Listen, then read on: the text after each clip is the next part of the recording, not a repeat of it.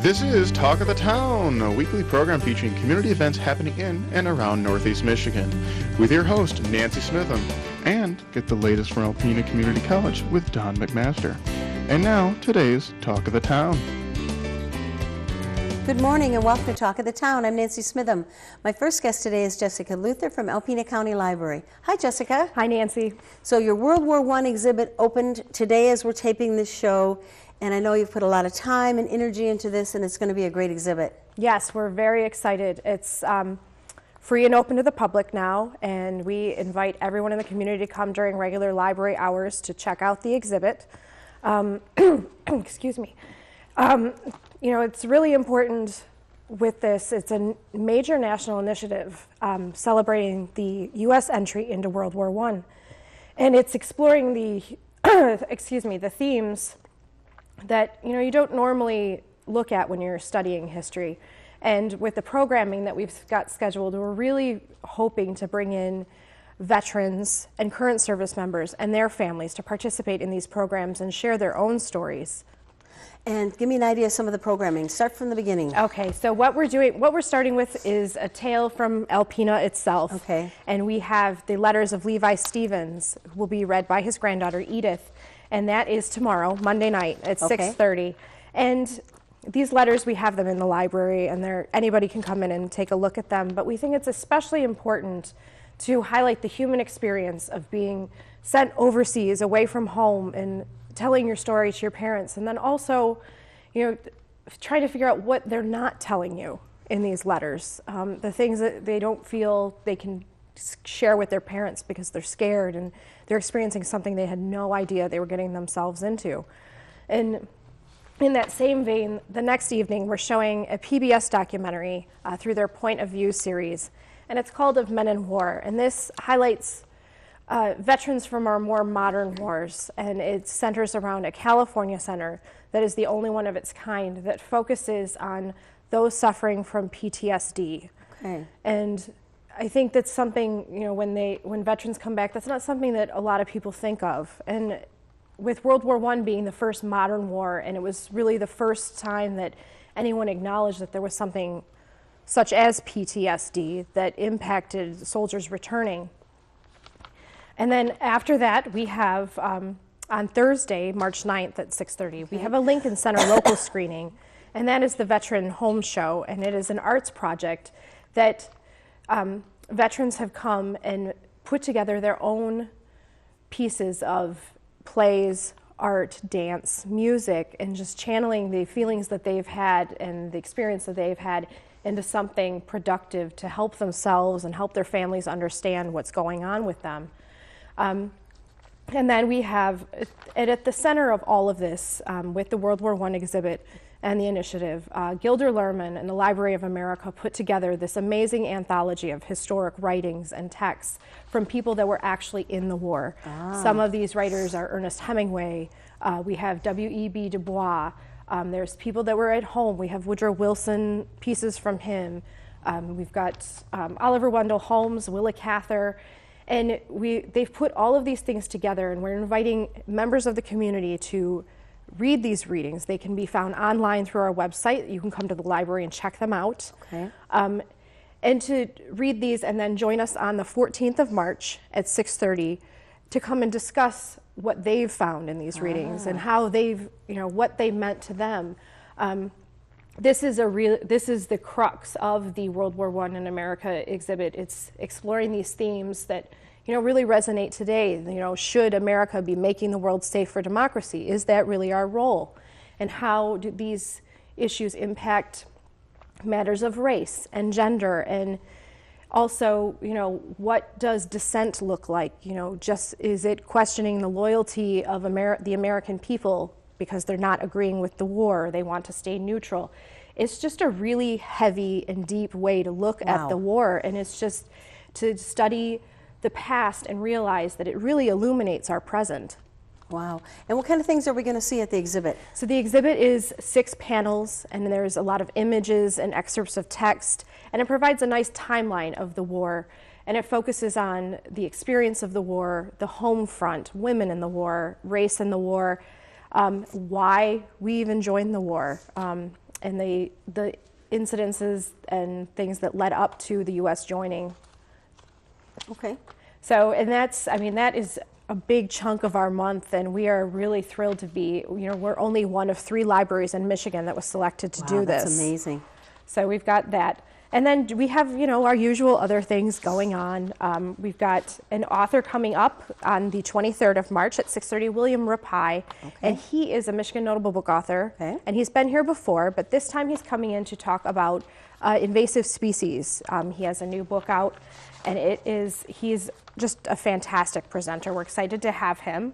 And then we also have another Lincoln Center screening on the 19th of March, and that's a Sunday at 2 p.m.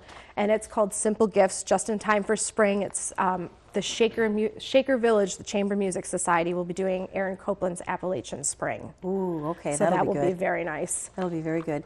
And then what about tax forms? You have tax forms? We do not have tax forms. We have the booklets. Okay. We can print the forms. AERP is doing taxes at the library.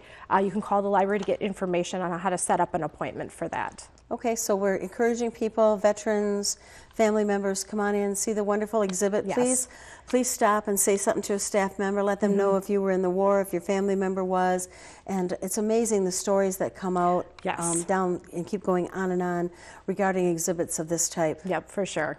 And don't forget the computers, the lending library, all the good stuff that goes on there. Yes, we have so many things. And we have a new program where through our ebook distribution, you can actually download movies and watch them. Ooh, or stream movies to watch them. So you just have to go on our website. There's just so many things just at your fingertips through our website. And your website is one of the best websites around. It has so much information about getting, GED prep classes and just anything that's going on in the community, anything that's going on at the library. So many links to so many wonderful things, homework help and things that if you haven't taken time to look at that website, you really need to do it. Yep. Well, I want to thank you very much for being here, Nancy. Jessica, and look forward to talking to you next month. Please stay tuned. I'll be right back with Ann Diamond and Wendy Servia following these messages. Hi, and welcome back. My last 2 guests are Ann Diamond from Mid-Michigan Medical Center and Wendy Servia from Hospice of Michigan. Good morning and welcome. Hi, Nancy. Good to have you here. And Wendy, you're here today to talk about a wonderful program that Hospice of Michigan is doing in conjunction with Mid-Michigan Medical Center, and it is called Being Mortal. It is. So tell me all about it.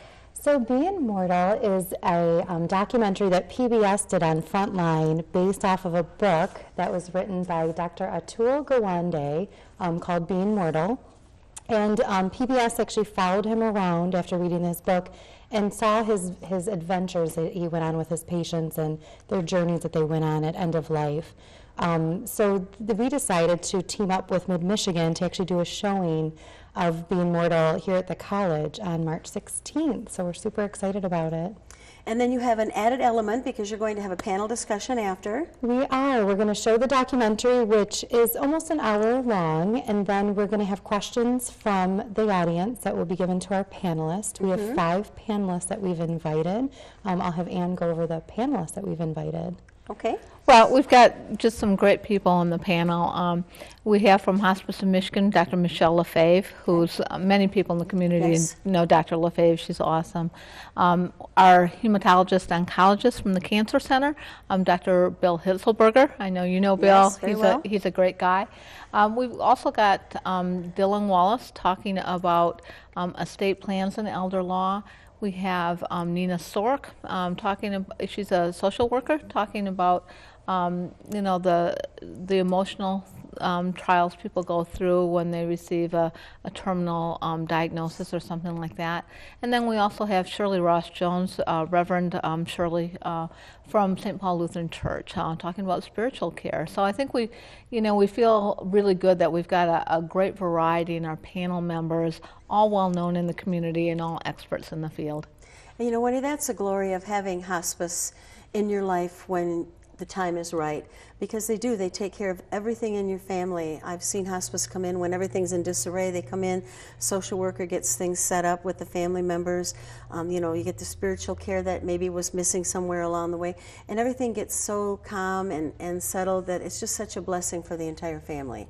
I love hearing that. That's how we feel. And part of it is educating people about what the hospice benefit is and to encourage them to call hospice much earlier than later, Right. so they can get all of those benefits that hospice has to offer. And you know, the benefits are vast, and I always say, you know, having hospice come into your life just makes things so much easier for the caregivers, for the family members. You know that somebody's there watching over your loved one, making sure they have the pain control, making sure that, you know, the dietary issues are settled and all the issues that go with any kind of an illness, not necessarily just a terminal illness, that those are all addressed by social workers, nurses, and doctors, and home health aides. It's just, plus they get to be members of your family. They do, they do. We feel very honored when families allow us into their lives. One comment that we just made in a meeting earlier today is we put a lot of planning and time when someone knows that they're pregnant and there's a birth coming, but we always don't give the same amount of time and efforts put into someone at end of life, and we feel strongly that there's a lot that we can prepare for and be there for the family. And as you said, it's an honor to be invited into the home, because a lot of families are private, things are personal, you know, in all of their lives they've not let anyone in to, you know, address those issues, or they've been fine on their own, and all of a sudden, you know, things are changing in their life and they're not fine. I remember a hospice volunteer one time, he would come into the office and he would always be dressed in a suit, and I'd say, you know, you don't really have to dress. He said, absolutely not. He said, these people could allow anyone into their home, and they're allowing me. And he said, I want to show them how important it is to me. Oh, and I thought, isn't that awesome? That really is. And you know, Wendy, I know there's always a need for, first of all, fundraising, because you know, you do a lot of extra things and things that aren't necessarily covered by a person's insurance, and you do accept people if they don't have insurance. And volunteers can come into the home and do a variety of things for the family, do errands, childcare. There's so many things that can be done. How would someone become a hospice volunteer? They can reach us, take a peek at our website at HOM for hospiceofmichigan.org, and there's a link on there for volunteering. Okay. There's an application, and we do a lot of training after we have them come on as a volunteer, and we offer that pretty much monthly, where we have groups that get together for training for volunteers. Okay, and you have your big fundraiser coming up too? We do in June of this year. I believe it's June 20th, but June of this year we have our Walk and Remember that takes place down at Starlight Beach, is where we meet, and we do a walk where a lot of families and we actually, a lot of hospice workers, a lot of workers in the facilities and the hospitals come in and walk and remember with friends and in memory of their friends, patients that they've cared for as well. And you know, I'm glad you are doing the education piece, because that is so vitally important, because a lot of doctors don't realize the importance of turning someone over to hospice, you know, when it's time. It doesn't mean that you're going to be gone today or tomorrow. It just means that you're going to have more time to get that wonderful care that hospice provides. Yes, we agree. And we hear the terms a lot of people giving up, but we don't look at it that way. We feel that it gives them a chance to live and live the life that they have. Yes, and enjoy every day and be pain-free and all the good things that hospice can help them with. Yes. Okay. And Ann, what's new and exciting at Mid-Michigan Medical Center? Well, I think we're just really proud and pleased to partner with hospice for this important program. The Development Council, as you well know, has got 5 different committees, and the Community Outreach Committee is partnering with hospice to provide this. And so we had 4 of our volunteers actually go down to Midland for this program and viewed the movie and the panel discussion. So firsthand they knew what it was like, and they wanted to bring it to Alpena. So we're really excited about our partnership with hospice to provide this on March 16th at the Grantham Theater. And then, of course, all the other committees are busy and active doing other things. The Annual Support Committee is going to be doing their meet and greet. Last year was their first the most meet and fun, greet. wonderful events I've ever been to. It was very fun, so we'll be doing that in June. We've got Clays for a Cause in September. We have the Al Ferris Run Labor Day weekend. So we've got a lot of activities going and a lot of good educational programs too, which we think this is going to be really something special. You do, and I'm so excited about that, being on the Development Council, because it's important to me that you do that outreach and do that education. And maybe it's not something that I'm interested in this month, but maybe next month it's going to be something that's poignant for me or my family. Absolutely. I think one of the important things is that the Development Council, of course, it raises funds for the hospital, for our local hospital, and for the system.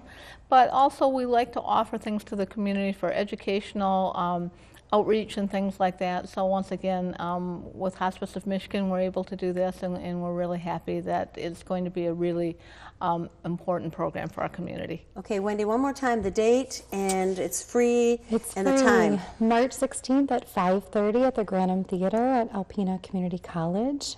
They can call myself at Hospice Okay. of Michigan, 358-4294 to register. Okay. We'll walk them through the registration, and the first 100 people to register actually get a paperback copy I of the always see book that. to read, which is wonderful. A lot of people, once they see the documentary, they're inspired to read Oh, I bet. his book.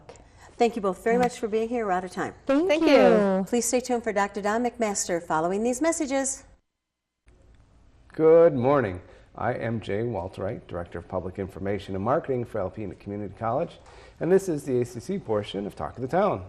With me this morning are Sarah Burt and Carrie Kamisiak, who do fine work in our grants division, I guess you say, of the college. Welcome. Thank you. Thank you. Sarah, let's start with you. Okay. What's going on right now? Well, the grant is currently offering an advanced manufacturing boot camp. And when I say grant, I mean the TACT grant through the Department Yes. of Labor. Good. And we've been able to offer some really awesome opportunities for unemployed or underemployed adults who are out looking for better employment. And so we offer this manufacturing boot camp. This is our fourth one on the main campus, and we've done some similar workshops through the Huron Shores campus, which has been really great. And so this week it's an immersion into manufacturing. So Monday we took the participants into the CAD lab and they did some SolidWorks training. It was an eye-opener for a lot of those participants. They had never seen that software, so that was really cool. And then they took the work keys test in the afternoon, which a lot of employers look at to see the skills that their future employees they possess already, so that they can be entered into the workforce. Okay. Skills test to see what they're good at, what they can do, basic what their knowledge skills, is. math, locating information, and reading for information. I'd probably fail that one. No. So, and we're going to actually finish that up today. On Tuesday, they went. Tuesday they went on a Besser tour. They did a Besser tour, company. and they did welding. And so they got to see our new welding equipment that the TACT grant had purchased for the college. They learned all different types of welds and what it's like to be in a welding factory, because we were able to tour Besser. And then today they're starting the CNC machining, and then we toured some ESI companies. And they were able to see what that's like hands-on, and then they're working on a clock. So they started with the SolidWorks, the design of the clock, and they're going to take it all the way through to the finished product. And so when they're done on Friday, they'll be able to take that product home with us from start to finish, which is really cool. So they'll be working on that. And then Friday, we have several businesses coming in, and they're going to be interviewing the participants. Some are looking for employees at this time, and some are just coming to help us out and allow the participants practice that interviewing process. They're going to give them some what they did well, what they did, what they need to work on for their future employment interviews. Good. Well, let's take a step back for a second. Tell me, how do people get into the manufacturing boot camp in the first place? What was that process? Well, we first have to figure out when we're going to offer it, and then we advertise. Carrie puts an advertisement in the paper. We advertise on our website, through the ACC website, and anybody who is an unemployed adult, an underemployed adult, 18 years of age or at the time of the boot camp can sign up, and we're looking for TAA eligible participants. TAA? Trade Adjustment Act? Yes. Okay. Yeah, they were affected by foreign trade in a job and were laid off because of that. And that's very, that issue is getting a lot of news these days. Yes, yes. So that's our main focus group, but we will take anybody that is looking for a job, and so that we can give them the skills necessary to get out there and see what it's like in the manufacturing world. And that's one of our 4 tracks for the grant. Great. And the manufacturing world is doing a lot better these days, much better than in the 2007 and afterwards during the recession. A lot of those jobs have come back, and my understanding is that manufacturers are finding it hard to find qualified workers right now. Yes, and actually through the tour that we took today, we found out that they're busier than they've been in the last 10 years. So business is booming, and they are looking for employees. And so it's a great opportunity for these individuals. Great. Well, Carrie, let's get you into the conversation. So, what's your involvement in these activities? I'm the secretary. I'm the first point of contact. Once I put the ad in the paper, my number is listed on the ad. They will either email me or call me, and I get the information for the enrollment form. All the information that's on the enrollment form is required by the Department of Labor for reporting purposes only. So they will contact me. I will give them that information. I will get the information back from them and register them, and they're good to go. All right, great. So the businesses that are involved in this, have they come to us and looked for certain skills? Is that what has put together our curriculum? We let the faculty determine the curriculum, so we figure out which faculty members we want to include in the manufacturing, which are our manufacturing instructors at the college, and they figure out what is necessary. They work closely with employers to know what they need in industry. And so they're tackling that and figuring out and working with those companies all the time, just with their normal curriculum. And so they actually have that, and they know they're the experts. They know what the participants need to be successful in the workforce. Well, you've talked about who is eligible. So can you tell us a little bit about who is actually in the boot camp right now? Are there any interesting stories? We have a combination of participants. We have some students that are actually enrolled in some of the welding programs that we do have. And then we have some male participants that they aren't employed. So they are wanting to know about the skills that we're offering this week so that they might interest them to where they might want to enroll in some of the classes at the college and either get certified or a degree, and that will put them in the workforce. So you have some students, presumably younger, maybe 18, 19, 20, and some adult learners in there as well? Yes. Great. Veterans? Yes.